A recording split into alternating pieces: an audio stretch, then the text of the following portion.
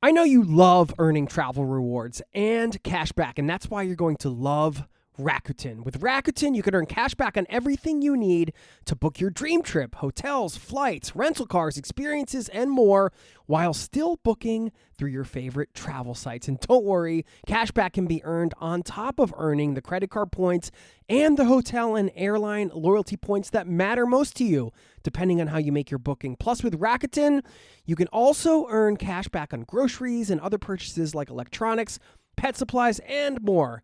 And the best part, you can join today for free and start earning cash back on top of your travel rewards. Go to Rakuten.com or get the app. That's Rakuten, Rakuten. Rakuten, the most rewarding way to shop. I had a little apartment in the south of Sweden, like in the city in Malmö, on the 9th floor. And it was a beautiful sunset. And I was there in my window on the 9th floor looking over at the sunset. The sun was going down over, like on the ocean outside Malmö. I could see Copenhagen on the other side of the water. Really beautiful evening. But I was like so frustrated, so angry. And I remembered I said to myself, is this fucking it?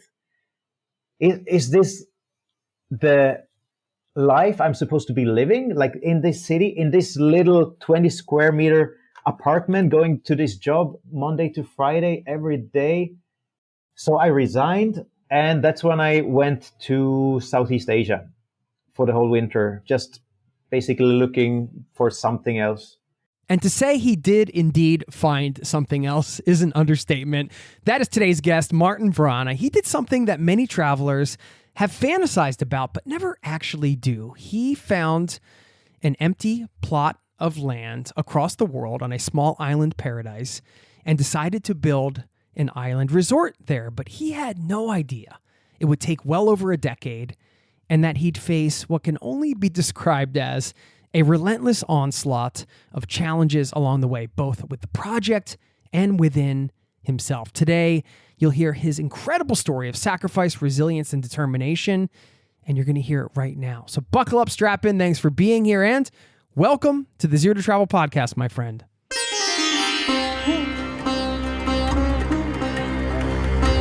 You're listening to the Zero to Travel podcast, where we explore exciting travel-based work, lifestyle, and business opportunities, helping you to achieve your wildest travel dreams. And now your host, world wanderer and travel junkie, Jason Moore. Hey, it's Jason here with ZeroToTravel.com. Welcome to the show. Thanks for being here, letting me bring a little travel into your ears today. This is the show to help you travel the world on your terms, to fill your life with as much travel as you desire, no matter what your situation or experience. No, I still haven't cleaned my car out from the last road trip. It's actually embarrassing when people get into it. I could probably survive on the food scraps in the back where my kids sit for, I don't know, maybe a week or something. Have you been there? Have you had that situation in your car? You can feel me. You know why I'm putting it off. Anyway, today's show, as you heard at the top, Martin Vrana is here to share his inspiring story. You're going to get an honest look at what it really took to completely transform his life and build something extraordinary, starting with nothing but a dream and a vision. And what I think sets him apart is that he was doing this in almost total isolation. What I mean is he wasn't trying to do this for social media or some type of immediate gratification in terms of business success and glory. He was doing this because he wanted something more in life, and he was basically willing to sacrifice everything to get it. You're going to hear what drove him to complete this project against all odds, some of the amazing accomplishments and devastating setbacks that occurred along the way, from learning the local language to sleeping with cobras above his bed, to keeping this project a secret from his mother for 10 years and why he did that. If you're feeling a bit stuck, maybe you're just dreaming of your own pie-in-the-sky project, or you love stories of resilience that remind you of what is possible when you truly commit to something, I'm sure this conversation will leave you feeling just as motivated and inspired as it left me. By the way, you can see what Martin did eventually build. Perhaps you want to save that for after the show, so you can take it all in with the context of his story over at lostparadise.world. We'll link up to that, as well as the wonderful documentary about him that you hear mentioned in this show, where I actually discovered his story in the first place. And if you'd like to stick around after the interview, I'll share one of my biggest takeaways from this conversation. Don't forget, before we dive in, zerototravel.com/newsletter goes out once a week, and it's free to sign up if you want to join the community over there and get more travel goodies. Thanks for listening. Thanks for being a part of this community. Truly appreciate that. For now, please enjoy my conversation with Martin, and I'll see you on the other side, my friend. Cheers.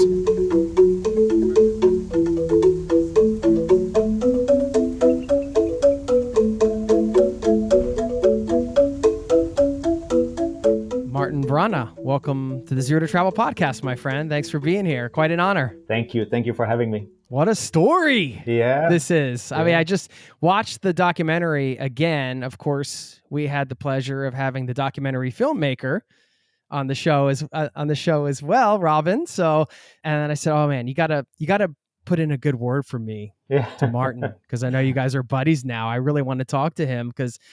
Just talked about this in the intro a bit, but quickly give people an overview, like your 30-second elevator pitch of like what you actually accomplish.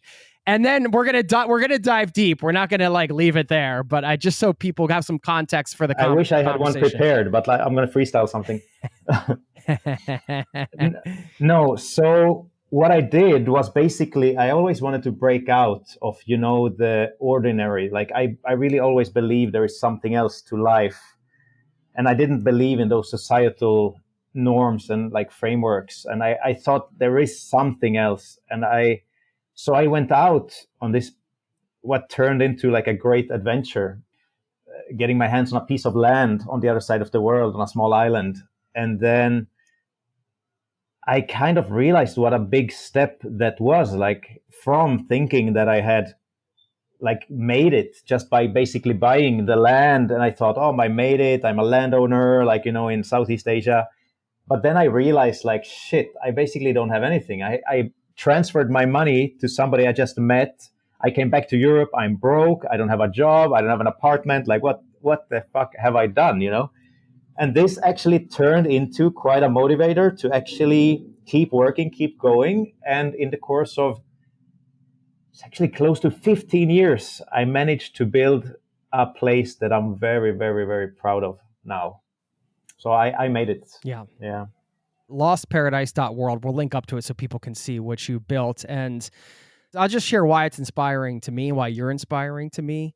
And then I want to get your thoughts on why you think your story resonates so powerfully with people. But to me, it's the devotion, the singular mission, the amount of resilience and resourcefulness and sort of bravery and craziness in some ways. It's just like, I mean, I could go on and on with the adjectives that is required to do what you've done. It's a testament to the human spirit, honestly. Like, I don't want to like, I know you're from Scandinavia, which we'll talk about. So, not used to like probably, what they call the Jantelova, not used to like trying to stand out too much. Really, but thank you. I still appreciate to hear it, because it was a rough journey. It was really, really tough to push through all those years. So you're right. Like all these things that you mentioned, like, and it's even things that I didn't even know about myself when I started out. So I learned along the way, like all these that I had inside of me. And that's kind of what I believe, like until this day, like even though I kind of built it and finished it, even if it would be gone today, I'm so happy for all the like the life lessons and everything I learned along the way, because that's something I will always have with me, right, into the future.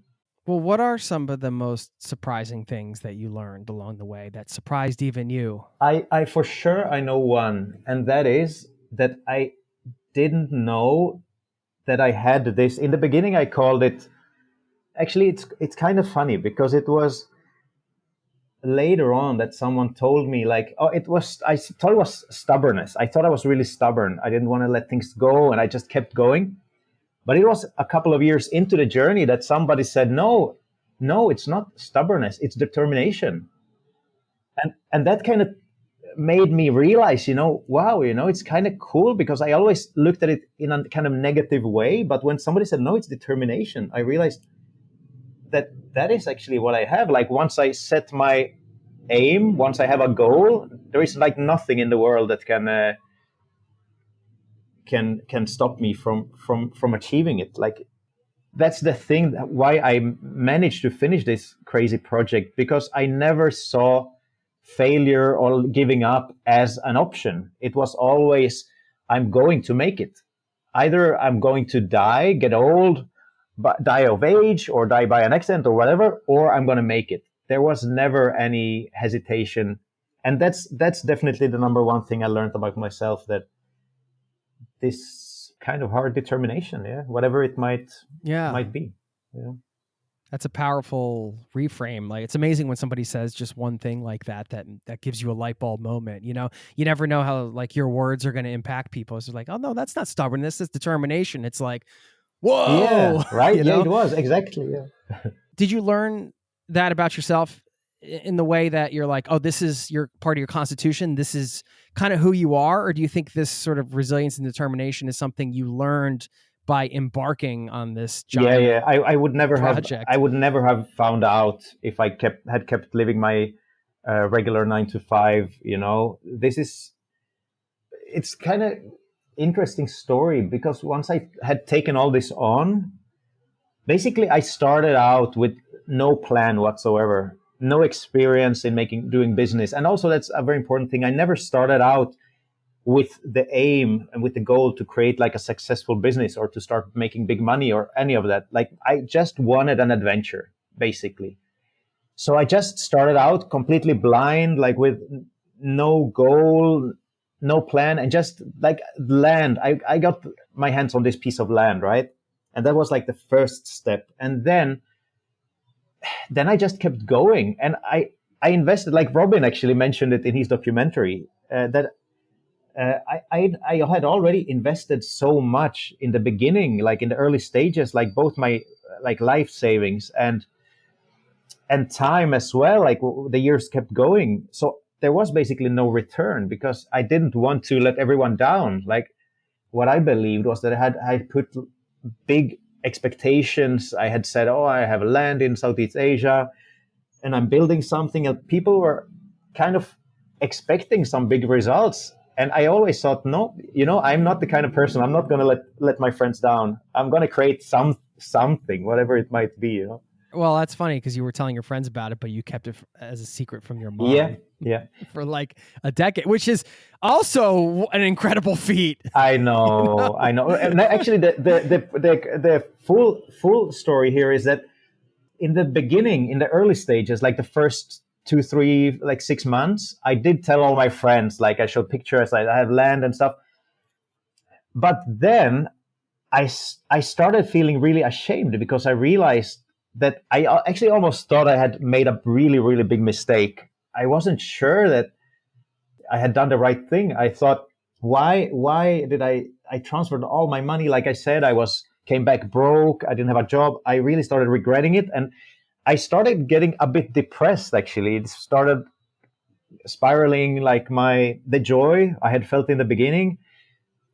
And I started feeling really scared, actually, what I had taken on. So after that, like those first months, I stopped telling people. I stopped even telling my friends, because I felt so ashamed. The years kept going, and they were all asking, like, do you have something? Have you built something? Like, what are you doing? And I didn't have any answers, because I myself didn't have a plan. I still didn't know what I was building. I just closed myself in this work bubble, saving money, working hard, returning to Southeast Asia to try to build something. And this lasted for many, many years. This lasted until actually 10 years. I was in this weird, lonely bubble. And so once I showed everyone what I had done, this was actually now, this New Year, that I presented it to the world, basically. It's so unique, because it's just like what you've done, who you are. What you've done is because of who you are, and the people that have helped you, of course, and the people you've been able to connect with, and all the locals and everything. I get chills just thinking about it, 'cause it's such a beautiful, pure thing in many ways, because especially nowadays, I mean, when you started this many years ago, like a lot of these types of quests now, it's about, oh, I'm going to do this. But part of that is, it's also, I'm going to build my YouTube channel up. People are going to follow me, and like, that's cool, because that's a cool way to like start a business and people can follow you in your journey and the highs and lows, and you capture all that and everything. And that's definitely cool and authentic. And I'm not knocking anybody that does that, but this is just pure, man. This is you out. You weren't doing this to like build a social media following or become an influencer and again, those things inspire people. So I'm not knocking those things, but there's a purity to this that excites me about your story because, and again, it's easy for me on the outside to say, well, this excites me, this inspires me. But then we have to put ourselves in your shoes and think about some of the, the darker times for you, how much of a struggle it was. You must have constantly had to overcome your own self-doubt, all of the work, like the crazy amount of work you did to make it happen. All the time. Yeah. I don't know how we can do this verbally to really help people understand like what this actually took for you. I'll give an example, like on your website. I mean, you talk about just getting the wood there, you said was like an intricate logistical journey through Indonesia that took years to master. I mean, that's just getting materials to build. That's one tiny piece of the whole thing. Exactly. It's insane how many parts went into this. How do you articulate it? It's so difficult. I mean, how do you explain? I'm still myself trying to, sometimes wrap my head around it. Why? And what was I even doing? And it really does come down to this, like, just because I used to like be such a young punk, skateboarding, listen to punk music, just, against the like society and stuff like that. And this was all part of it, right? Going my own way, doing my own thing. And I hated to have like a boss or someone above me. I like authority. I couldn't stand it. So the whole thing was to have basically get freedom. And I like I said, I believe there is something more to life that I wanted to explore. And the truth to be told, it kind of went full circle in the way that I did explore. I got to explore what I was looking for, and I got the adventure I was looking to have. But in the end, I really, really, really started to appreciate as well, the societies that we live in and how people take care of each other, and like some things that we take for granted, like in some parts of the world at least, right? So I learned a lot, and the thing is, like, in the end, I'm not sure I would want to recommend anyone to embark on the journey I did. You definitely have to just want that adventure. And I don't know if that maybe it was even from all those adventure books when I was a kid, Jules Verne, Around the World in 80 Days, all these books that I read, these adventure books. I sometimes I wish like I was like, I see myself as this like modern day, like still one of the last true like explorers or adventurers. I don't know. It was all a very romanticized thing that I wanted to accomplish and just do. And I also want to say that a very important part was that I truly believe that I have to make it. I'm going to make it, and I have to make it, because like otherwise the whole universe and the energies, like everything I believed in, it wouldn't work. I was so convinced that I would. And I thought like, and then it would be amazing to be able to like inspire people, and like to be here on your podcast and to be able to tell the story is so important to me, to be able to share, that it is possible. Whatever you set your mind to, it is possible. And you just have to be very, very ready to, there are going to be things along the way that you're going to just have to prioritize right and give up on some things that you maybe going to miss out on a lot of stuff. We'll get back to the interview in just a moment. I know you love earning travel rewards and cash back, and that's why you're going to love Rakuten. With Rakuten, you can earn cash back on everything you need to book your dream trip, hotels, flights, rental cars, experiences, and more, while still booking through your favorite travel sites. And don't worry, cash back can be earned on top of earning the credit card points and the hotel and airline loyalty points that matter most to you, depending on how you make your booking. Plus, with Rakuten, you can also earn cash back on groceries and other purchases like electronics, pet supplies, and more. And the best part, you can join today for free and start earning cash back on top of your travel rewards. Go to Rakuten.com or get the app. That's Rakuten, Rakuten. Rakuten, the most rewarding way to shop.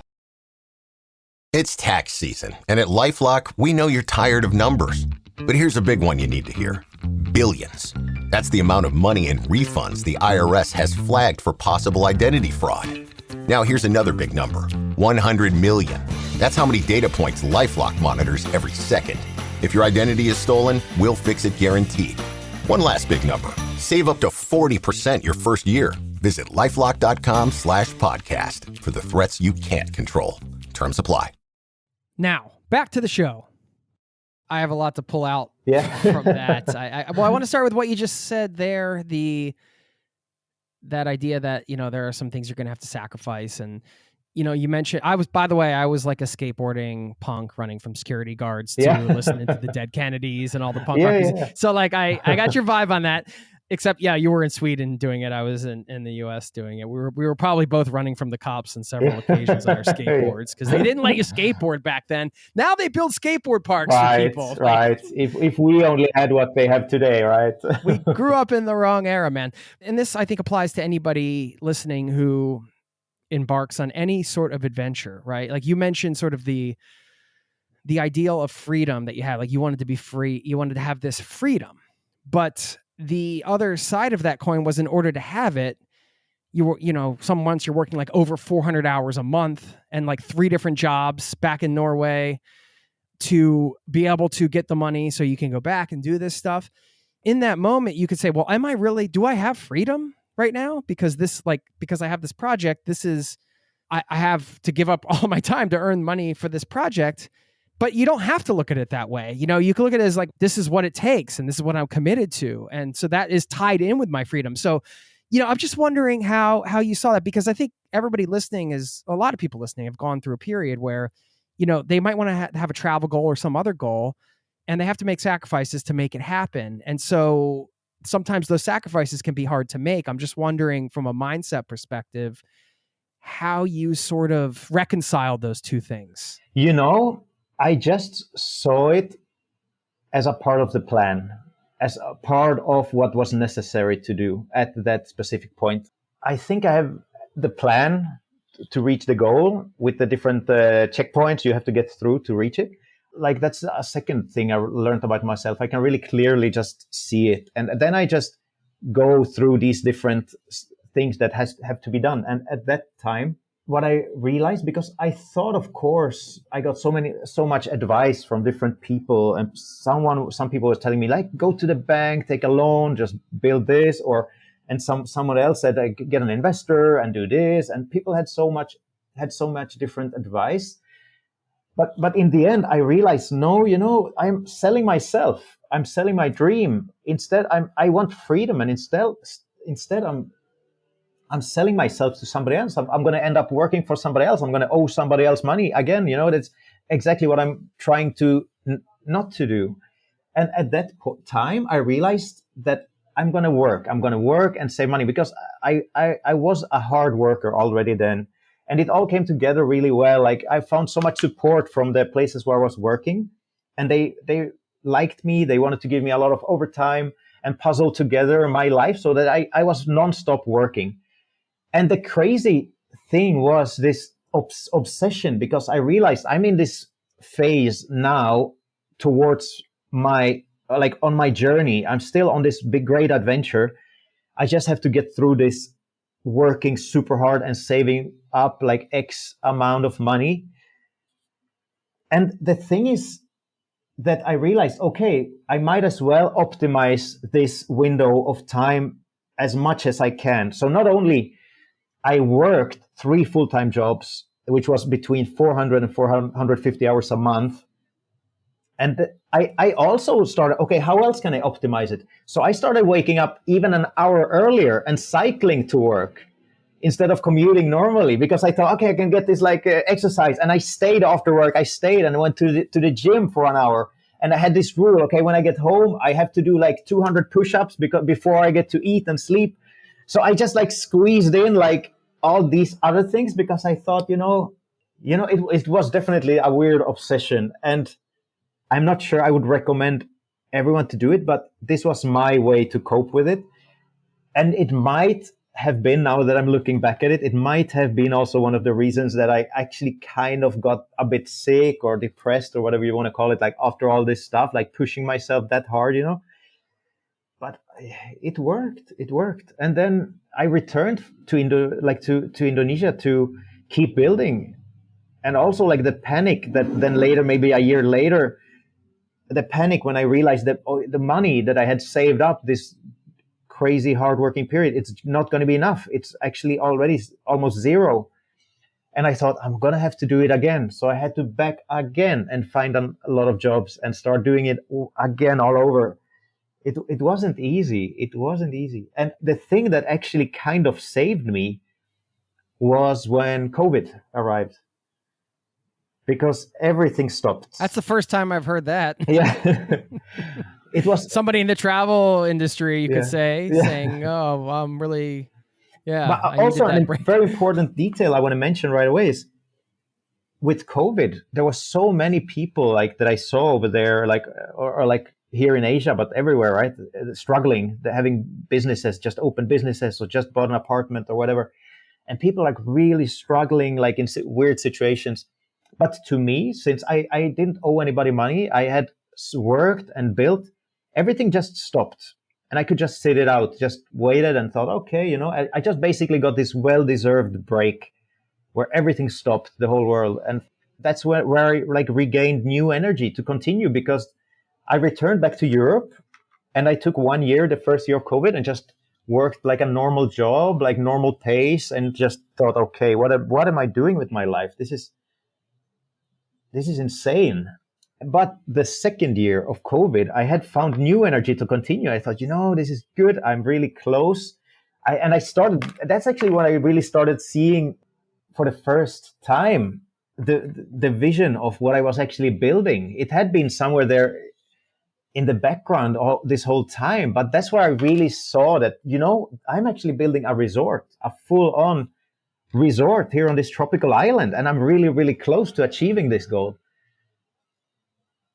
So I got new energy and I returned, and then I also like approached friends, and I got some great support from really, really lovely people. So I returned and I was able to finish our swimming pool and put details in place. So once we opened after COVID, it was actually, since then, it's been going as a train. Hearing this story only makes me want to go visit too and see it for myself. You have to. That's for sure.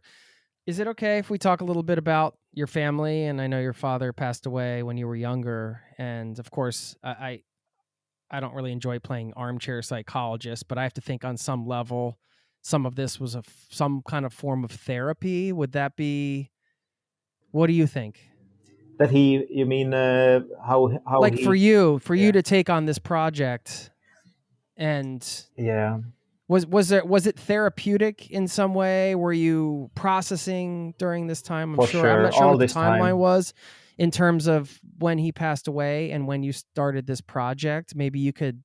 Is it okay to talk about? It is more than okay. It is okay. Yeah. Okay, I just want permission there. Thank you for asking. Yeah, no, it's okay. Yeah. And I lived a very turbulent. It was a very turbulent time after his passing, where I was around 25, and then I kind of started, thinking more about life, and definitely started thinking about these like life choices and what turns life can take.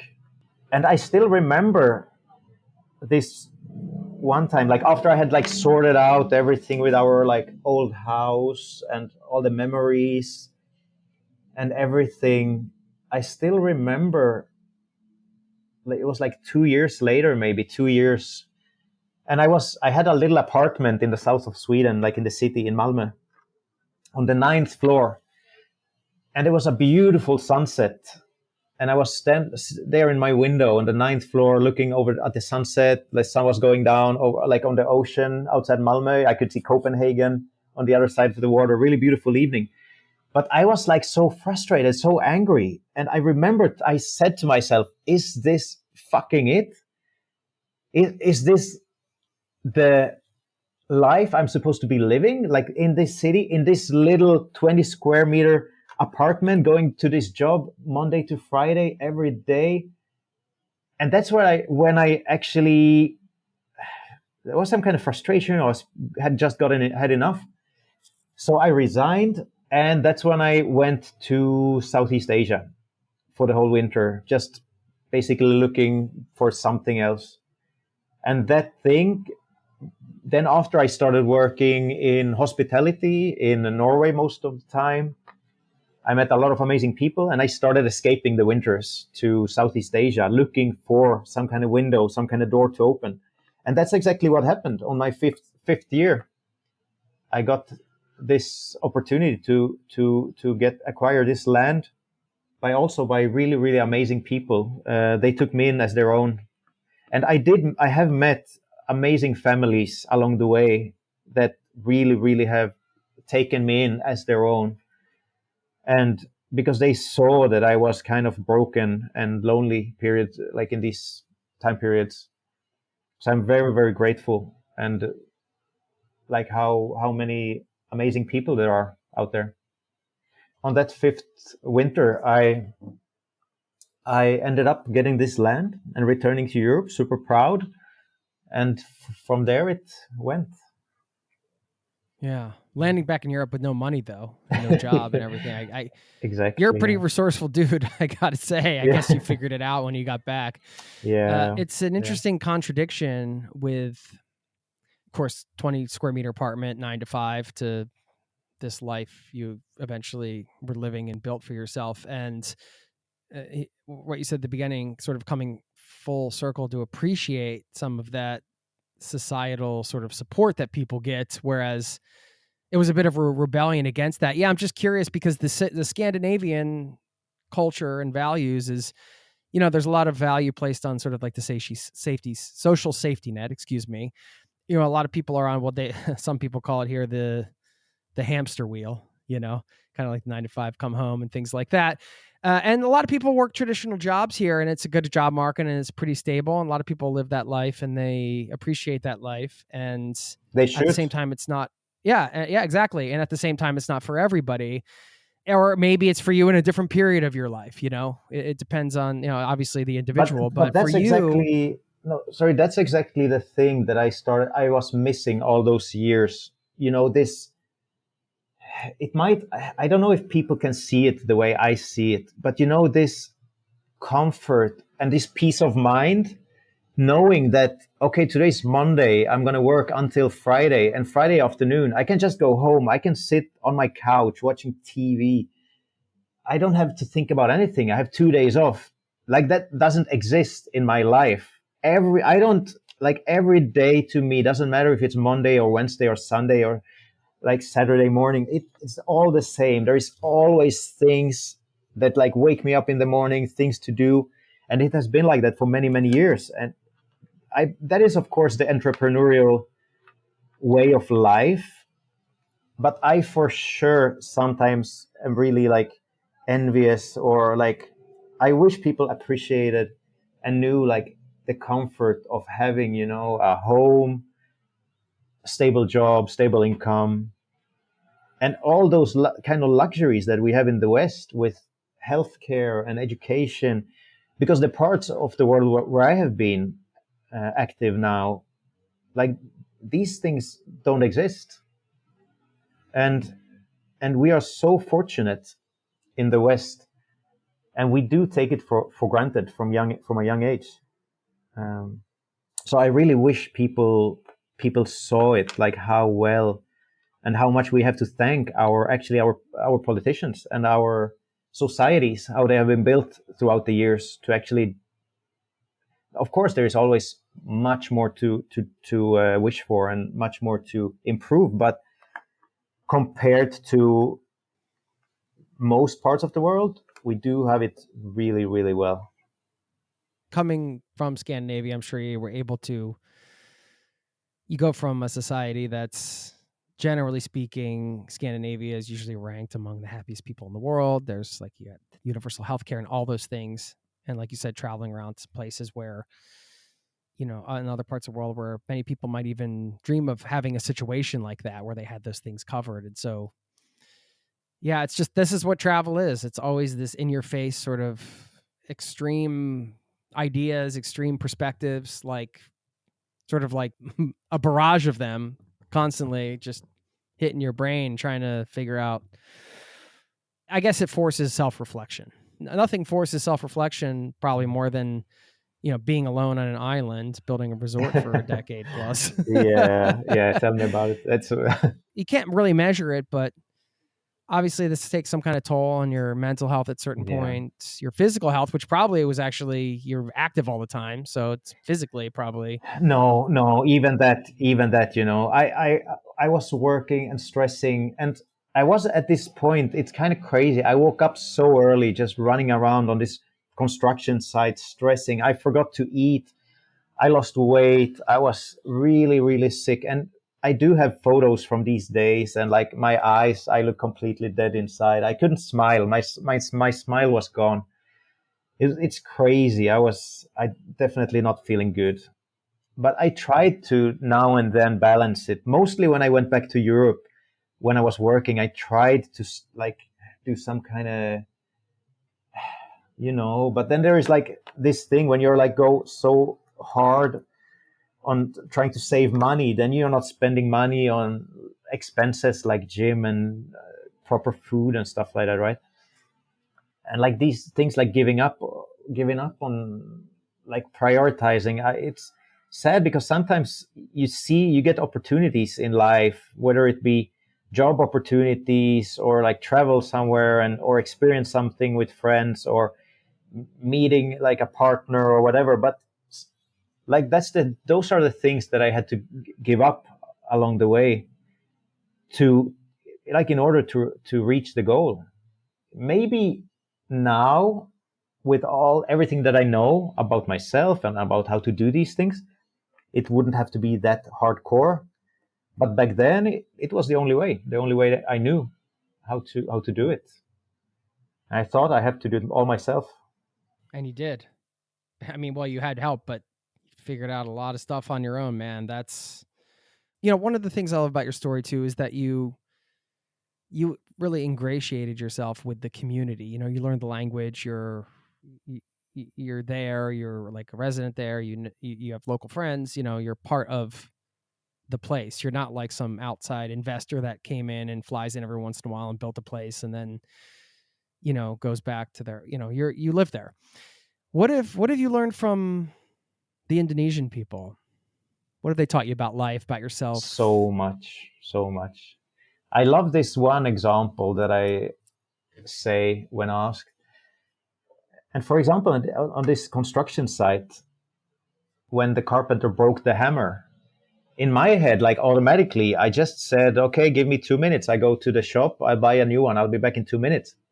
And he just looked at me and just shook his head. He didn't understand. And he just took a piece of wood and his knife and just made a new handle and fastened it and started working again. Like, it's like a completely different approach. Here we just consume and buy things, and we throw in the recycling places or in the containers in the city. You see so much furniture and useful stuff here that would never happen. Like everything can be reused, recycled. And that's definitely something I'm taking with me, that, you can see things and you can reuse them and create kind of amazing things.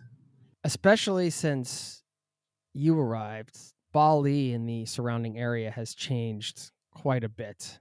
I know that just from talking to other travelers, just from following it. I've seen how big it's become for digital nomads and people to base out of. And I can try to find it and link to it. I watched this whole sort of news report that was titled, I think, "Is Instagram Ruining Bali?"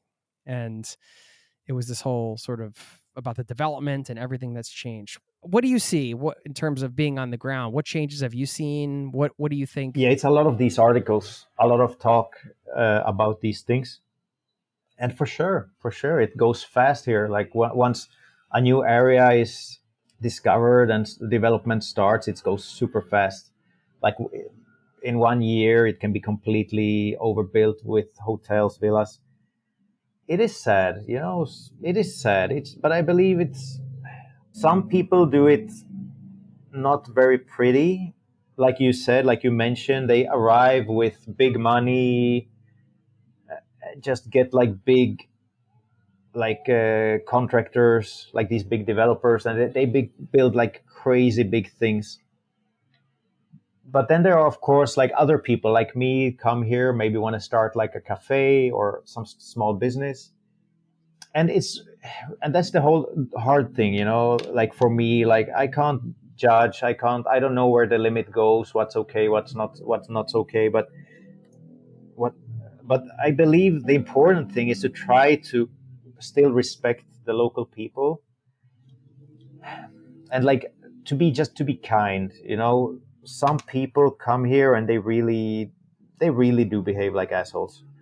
But when it comes to Bali as a beautiful island, and like the worry that it's might get like too much development and overcrowded, like it's a big island. There's still a lot of like undeveloped areas. There are some crazy developed areas. So I guess we'll just have to wait and see. We'll get back to the interview in just a moment. Now, back to the show. I mean, in terms of travel advice, where would you recommend people? Of course, the Gili Islands, Lost Paradise. Come visit your resort. I have to visit my resort, yeah. Well, tell us about that area, and where else would you say? I mean, I know maybe at the risk of disclosing too much, but I did buy myself as a little gift to myself for all those years of suffering. I bought myself a little present, and that is a blue little Vespa, old Vespa from 1976. And on that one, I drive around, explore the island. So I definitely do have a few favorite spots here and there, but I'm not sure I want to share them all. But let me say this. I understand. Let me say this.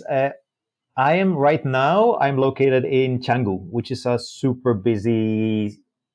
It used to be a surf spot. Now it's more party spot, right? But that's where I'm located. And from here, I now and then go out to the Gili Islands. It's you sit in a car for an hour, and then the boat takes 1.5 hours, and you reach the Gili Islands. They actually belong to Lombok, which is the neighboring island of Bali. And they are definitely worth a visit. There is good diving, for example. But from here, from Canggu, where I'm right now, I can recommend people to get on a bike and drive north, maybe along the coast or a little bit inland. And you will see beautiful rice fields and villages. And my favorite spots are located along the west coast, where you still have like long, unspoiled beaches and beautiful sunsets. So they are still here. Yeah.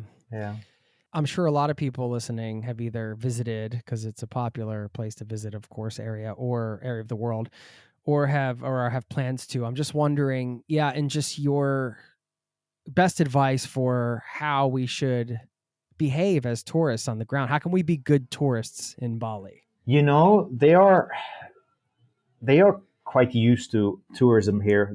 They have had it since the 60s. I think the Rolling Stones were here early on, and a lot of celebrities. And the Balinese people are really kind people. They like tourists. You have to be a little bit more reserved when you travel west, maybe for example Java, or east to Lombok or those islands. For example, like it might not be okay to wear a bikini on all beaches and stuff like that. But other than that, I think as long as you're just polite, you'll be fine. How much did learning the language open up A the lot, country for you? a lot, a lot. Still every day, because it just puts a smile on people's face, and especially for me who learned it from the old carpenters on the construction site. That's actually how I learned it. I didn't take any course or went to any school or use any app. I, I just sat in the evenings with the carpenters there at Lost Paradise and drinking coffee and talking with them. And so now when I speak with Indonesian people, I do sound like an old Indonesian carpenter, which they find quite funny. They're like, who is this old soul? Yeah.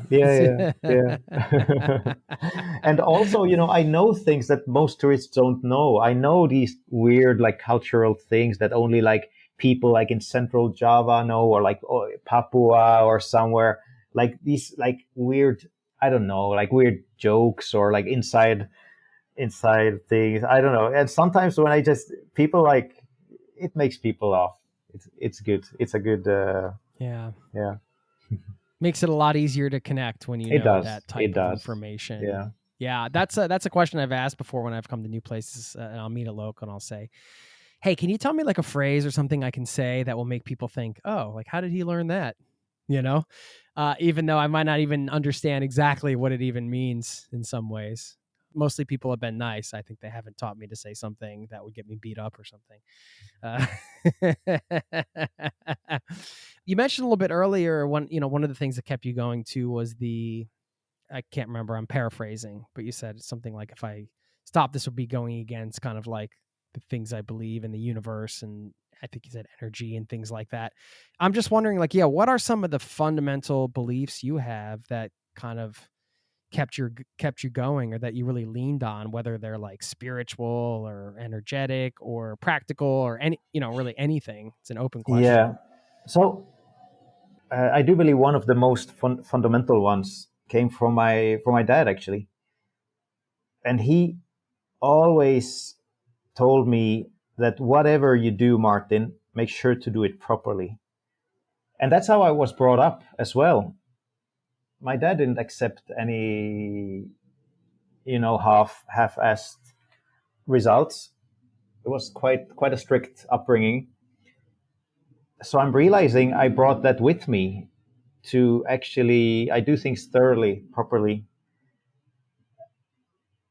But I also do believe in the energy of the universe itself. That I do believe that whatever you put in, it it will reward you. I do believe it's quite like a same this equilibrium. The more you put in, the more you will be rewarded. So that's the whole thing. That's what kept me going, because I believe that I will make it. I have to make it. Otherwise, the universe is broken. Otherwise, it's not working. And I was just, I was just convinced that that is how it works. It has to be. So I'm very happy that I made it. Because I have to be honest, there was doubts. Of course, there were doubts. There was no guarantee anything could have happened along the way. But that's what I believe is the whole spirit of entrepreneurship. You just keep going no matter what. Sometimes people, when you hear like podcasts or something about entrepreneurship and stuff, people come with examples and say, yeah, you have to fail many times and you have to try again and you have to fail. But it's weird, like in my story, it doesn't feel like I failed, because I felt like I only had one chance. I only had one shot, and this was it. I couldn't fail it. I couldn't fail it. So I really walked very carefully not to make a big mistake and not to lose it all, because this was my only shot. I couldn't have started over. I just wouldn't have had the energy to start over if I would have failed this one. With something like this, a journey like this, you have to hold many truths. in your hands, right? You have to be sort of the ultimate dreamer, and you, like you said, trusting in the universe and some of those things. But then you also have to be the ultimate sort of practical thinker and problem solver.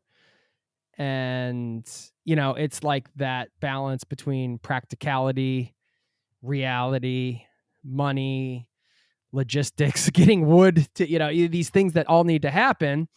But then there's this other side of energetic and trusting that, certain things are going to work themselves out over time, even if it doesn't seem like that on the surface right away. And there were setbacks, like when you ripped out all the electrical lines, transporting the wood, which, right. Yeah. Oh. Yeah, you had these things happen along the way. But then I guess when things like that happen, maybe you lean on one other part of it, which is like, you lean on different parts of it to carry you through, I suppose. Yeah. But that's that you just brought up. It's such an important thing as well. Like these doubts that you have along the way, because it's super rare to find support amongst friends to actually just always like people rather say, for some reason they say, Martin, like, why are you not gonna giving up, like just return back, like find a job, get an apartment, like what are you doing with your life? This energy is everywhere, and the hardest thing is to try to go the opposite direction and not listen to all of this, and just keep year after year believing that I am doing something right. And that's for sure one of the hardest things to, because we think people maybe know better. Maybe they see something that we don't see. Maybe they know what's best for me. But I still have to believe in that what I'm doing is the right thing. And that is the hardest thing, I would say. And that's probably the main reason why I didn't tell my mom about this journey for all those years, because I know that she would be so worried, and she would not have been supportive. She would just been, I couldn't lay that on her as well, right? Because I don't want to worry my mom. But it was also a little bit of like my egoistic, because I couldn't handle more negative and non-supportive things, which I suspect I would have gotten. Well, important lesson there. In this case, it's even your own mother, right? But like, there's that idea for anybody listening that's pursuing something, which we all are at various stages in our life, various things, whether it's entrepreneurial or travel or whatever. It can be super helpful to protect yourself from those people, even if they're some of the people that are the closest to you. Yes. But if you're not going to get the support you need, it's not that doesn't mean you have to cut them out of your life, but maybe you put a little layer of protection. Exactly. But it's also that's so hard to in the moment to know who has good advice and who has not so good advice. It's really hard because you always like listen to people, and you try to think like, maybe they're right. Maybe I shouldn't do this. And but what I learned is always believe in yourself. Always do whatever you have on your mind, and you will be fine. You will be so. The only things I regret is when I actually listen to other people. Funny enough. But also I have to mention that rarely, sometimes amazing, cool, intelligent, like people show up in your life and just like are, come with this amazing energy. And those people are the ones you have to just surround yourself with. They are, yeah. And I'm very fortunate. I have met quite a few along this journey. So I want to say here on your podcast, I want to say thank you very, very much to all of you, all of them. I'm sure they know who they all are. Yeah, I mean, I think you even named some of your bungalows after them. Yeah, so. Yeah, true. The transition from being in this state where you're constantly working, striving towards this thing, you're just in it. You're fully in it. And now you're not. No, right? Yeah. How has that been for you? Yeah, I'm still recovering a little bit, to be honest. Yeah, But was I there a also, mourning period? what? Was there like a mourning period? I mean, did you Morning. just break down and cry? No, I wouldn't say that. It was just like a weird kind of slow awakening, I would say. Just kind of slowly, very slowly I sometimes I try to push myself to like realize what I have actually accomplished and done. But it's been so many years, so it's just become so natural to me. It's like my life. So it's not even weird anymore. It's just who I am and what I'm doing. I don't need much more rest or anything. I think I've had enough. So now I have so many new plans and ideas.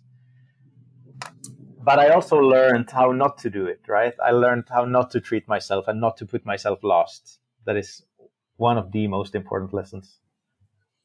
Yeah, okay.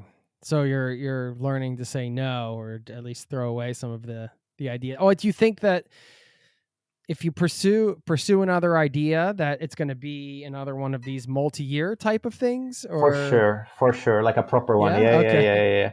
But I'm not Oh gonna, man, suffer. I'm not gonna like be suffering, like really like go into like this 10-year depression. No way, because now I know how to do it, and I know I can.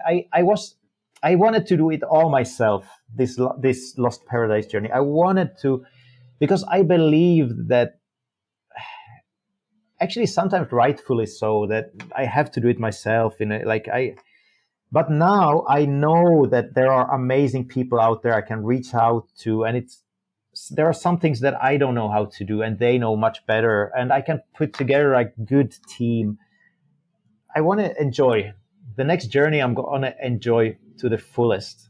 that's something to be really excited about, I would say. It is, You know? yeah. It's a little bit scary because I really want to, I'm going to shoot high. I'm just going to, I got like really excited after all this about life.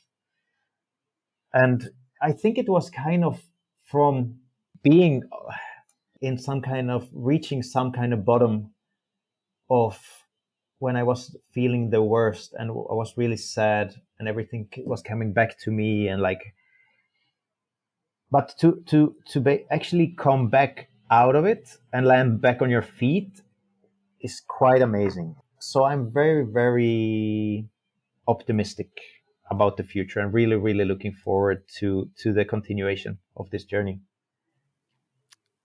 Now, I imagine you have a lot more time on your hands than you did before to pursue Yeah. other things. And I think one of those things is music, right? Do you spend a lot of Yeah. your time making music, or Yeah.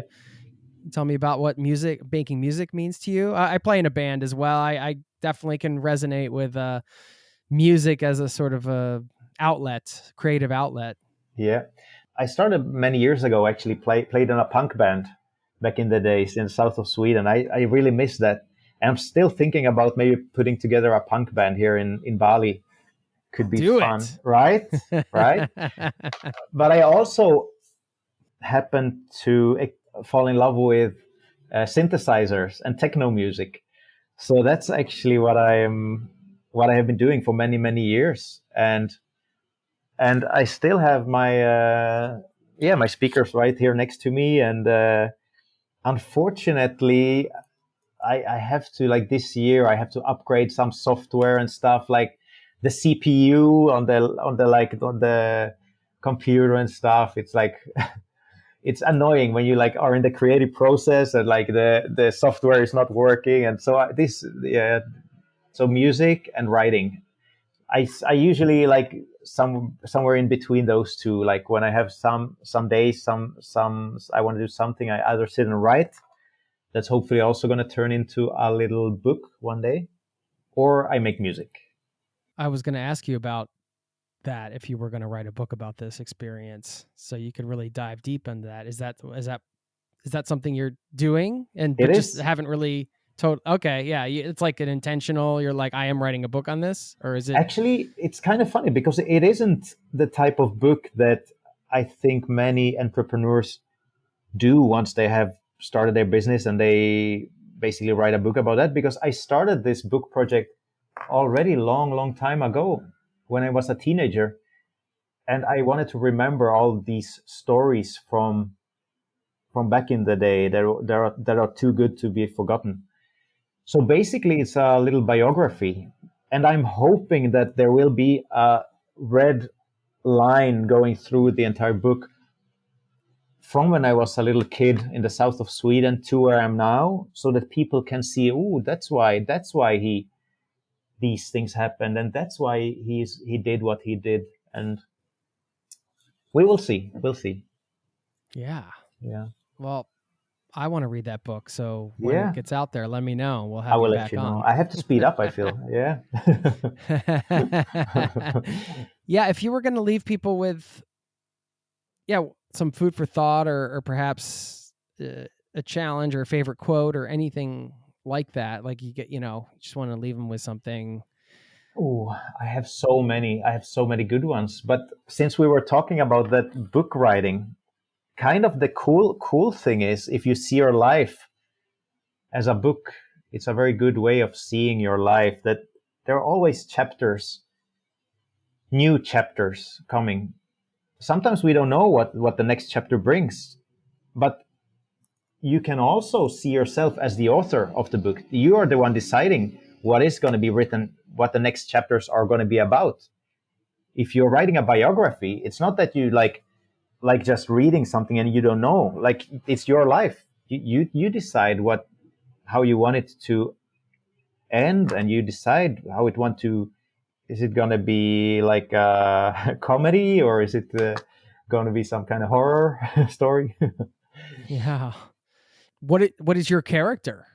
I guess, one of the things you said earlier was that you kind of saw yourself as this, a romanticized kind of like an adventurer, like you're out as an adventurer. I think that can be really helpful as like something to hold on to and help carry you through if you are seeing your life as a book, as you mentioned, and like, okay, I'm on a hero's journey, or what character am I? Well, even though I might not feel like it in the moment, I'm going to say I'm a adventurer who perseveres. I'm going to hold on to that for myself to carry me through. Maybe I it can imagine that helps, could be right? helpful. To have this, like how you view yourself. Maybe. One important thing that I do want to mention is a part of this is that I truly believe, as much as I did believe in the energy of the universe, it is that life, like what it truly matters in the end, when we are old, laying on our deathbed, is all the stories that we have. And it doesn't have to be good stories. It can be the sad ones, the most painful ones. So we have to really learn to appreciate while we are in the middle of it. You're super heartbroken, or somebody near, like, those are the moments that you will remember, right? When you're in the middle of it, it's not easy to appreciate, but that's when you feel life the strongest, in those moments. And in the end, that's what it truly is about. Absolutely. And I feel like, just reflecting a bit more on your journey and your project, that, thinking about you out there on that island, you really had a lot of time to think and to be with yourself. I imagine you didn't have the same sort of digital distractions and things like that a lot of people have, which means I barely had you're sitting with internet yourself. You're sitting with your emotions. You weren't necessarily able to, feel something negative and then, all right, well, I'm just going to like watch, 5 hours of internet and escape this feeling. Having all that time to sit with everything, now that you're back in society, let's call it, is it still that way for you? When I think about it, it's crazy, because for many years I just had this wooden house. It looked like a stable on the construction site in the middle of the island, and we barely had electricity enough for like one little light bulb in the darkness. And I was just there on the wooden floor, basically on the floor. I had like a thin little mattress and like a mosquito net, and there were so many mosquitoes, and there were like hornets, and there was like I got stung by scorpions, and I even had a black cobra above my bed one night, and I was just there alone. In that, I definitely did make it a bit hard on myself but at that point, I felt that was what was necessary, right? To be on this construction site and try to build something. And I don't know if I did during those days reflect that much about everything. I was more stressed about the whole project and the whole, like every day, what had to be done. And I slept as like a baby. I fell asleep like right away. I fell asleep. I woke up 6 a.m, like at sunrise. I was up already doing stuff. But it's definitely something now I can reflect back on, because I still remember two things that were like amazing. That was when I got cold water first.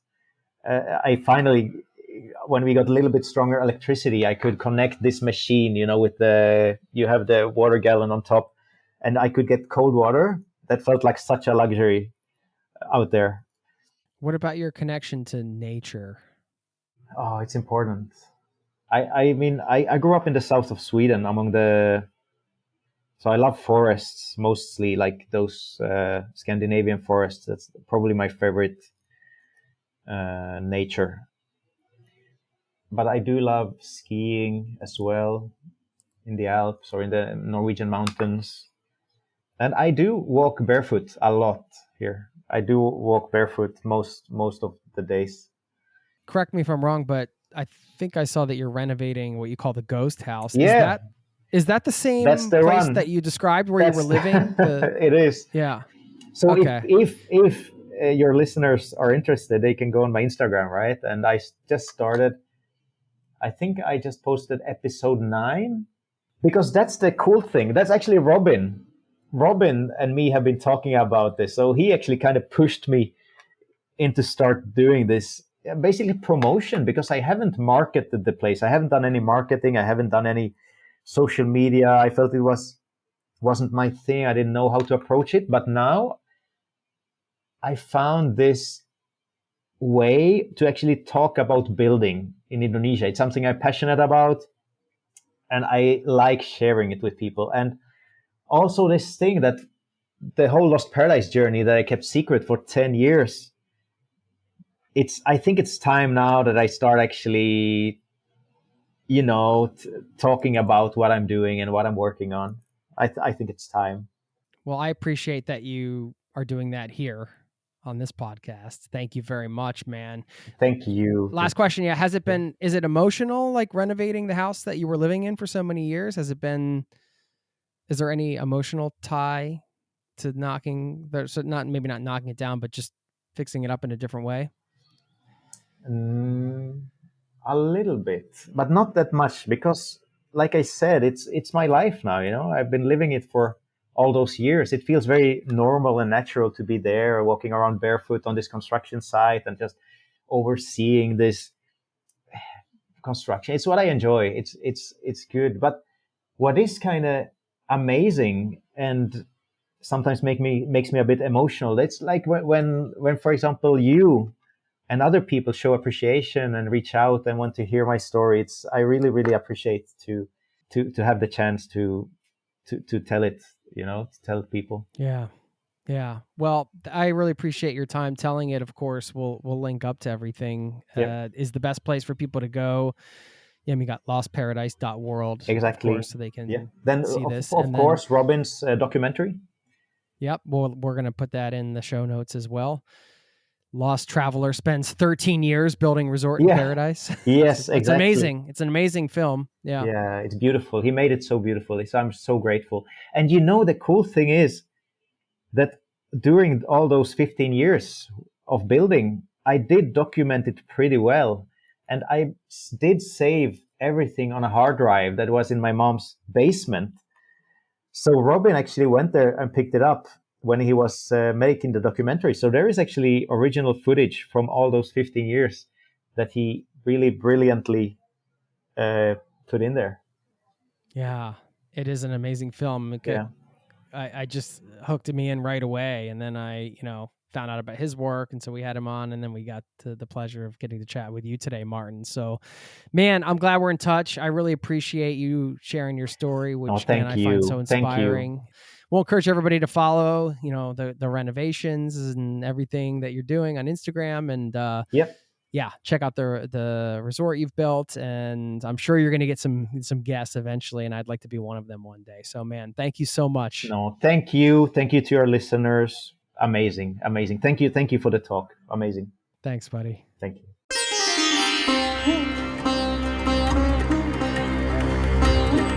Wow, just an incredible story. Feel honored that he took the time to come on and share it. Thank you to Martin Vrana, and please check out his resort that he built over at lostparadise.world, and hope I get to do another one with him in person at some point, maybe at that resort. I'd love to do that. Okay, I'm going to leave you with a quote in just a moment. First, just a quick takeaway. I always like to highlight something from the conversation, if possible, something you can walk away with. And I think for me, one of the things that stuck out is just a reminder that there are so many challenges you face when you go on a new journey, whether it's, this is, of course, a huge example of what he did, decade plus long project, but not all of us are going to take on things that take that long. But at any scale, there are always going to be challenges you're going to face that cannot be predicted. And you can try to predict some of them, and some of those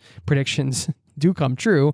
And then when that happens, I feel like, you can kind of react in a much calmer way, because you're like, oh, well, I thought this might happen. I kind of had a backup plan. But then inevitably, things will happen that you just can't predict. So this is where a lot of people get stopped in their tracks, I feel, and I certainly have, when you're deciding to go on a new path and you start looking at some of the things that might happen, and a lot of those loop in with the fears you may have, and sort of like you do your own risk assessment and analysis.